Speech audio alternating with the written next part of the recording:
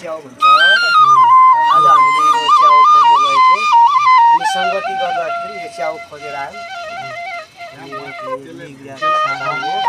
च्याउ अलि फुलेको हो राम्रो। अनि यस्तो पनि छ, यो भन्दा पनि यो चाहिँ मिठो हुन्छ यसैले। अनि यो च्याउ पनि हो। आज हामी यो च्याउ अनि गहुँको रोटी खानेछौँ। ल धन्यवाद।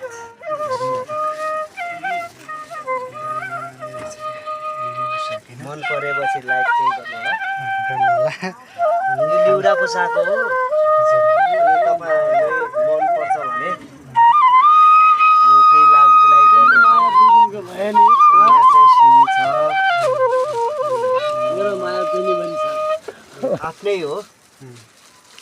हामी किनेर चाहिँ खाँदैनौँ, हामी परिश्रम गरेर खान्छौँ। आमेन। हेर्नुहोस् त यो धेरै छ यो हेर्नु। सिमी आफैले फलाउनु भएको। आफै फलेको यो चाहिँ। ल यो आज जङ्गलमा पनि लिएको यो आज हजुरले पनि लैहाल्नु होला है त। लिग्रो साग होइन? लिउरो साग हजुर। हस् मन पर्छ भने लाइक गरिदिनु होला है। हस् धन्यवाद।